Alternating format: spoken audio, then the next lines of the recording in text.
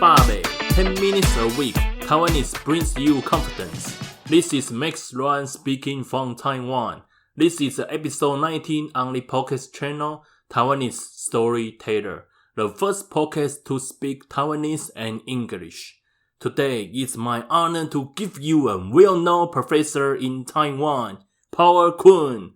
Paul Kun is a professor in the Department of Political Science, National Taiwan University. He once ran for the mayor of New Taipei City in 1989 and the mayor of Taipei City in 2018. Although he was not able to be the mayor of these two cities, he is still an influencer in Taiwan. He has a fan page to share positive energy. I hear about Paul Kun for more than 10 years, although I never take his class.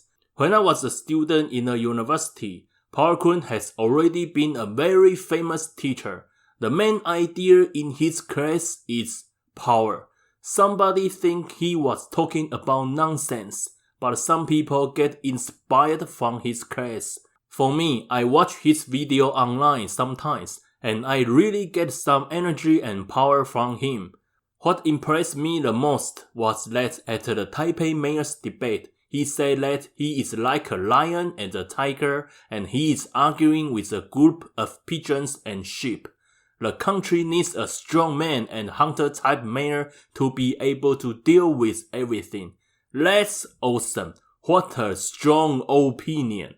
I don't take it as a discrimination to other candidates. That means he thinks from different dimensions. Today, I would like to give you a brief introduction about his book to let you know his main idea, power.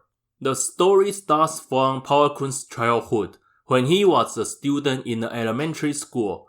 One day, Paul Kun and his friends went to play in the school's playground. Suddenly, a teacher and a group of students came and asked Paul Kun to leave, so Paul Kun and his friend left unhappily. Then he proposed taking the stone to throw the teacher. Later, he and his friends really took the stone to throw the teacher. The teacher was wounded and bleeding. Paul Kun was satisfied to see this. He felt that he was fighting for fairness and justice. After lunch, when Paul Kun came back to school, he saw the teacher accompanied with the principal and the other teachers and classmates to wait for him to return. Then the teacher punished him in public. Although Paul Kun was humiliated in front of all the students in the school, he thought he was very brave. When he was beaten, he saw a pretty girl he liked in the class tearing for him. At this time, Paul Kun felt that no matter how humiliated he was, it was worth it. What a beautiful story, right? The pretty girl watched kids suffering for the pursuit of ideals. He's fighting for the realization of ideals. He made ideals come true to get higher happiness. To conclude this story, Paul Kun mentioned 3 steps to get happiness: suffer, struggle, superiority. That means you have a target, you have a dream, you have an ideal, and you are willing to sacrifice for your ideals. Then you fight and struggle to realize your dreams. And finally, you gain the evolution of your soul. You become an ideal person. You become superiority. So, we keep talking about power. What's the so-called power? In my world, the main idea of power is subjective idealism. Or you can say subjectivity. Paul Kun cited the ideas of 4 philosophers to verify the process of power: Descartes, Kant, Hegel, Nietzsche. To conclude these 4 philosophers' idea, we can say the civilization of the Western world begins from the emphasis on God and religion. Then it shifts to the emphasis on human. The most important thing in the world is human thinking, or you can say people's willpower. When we face difficulties, do not look for the help from God.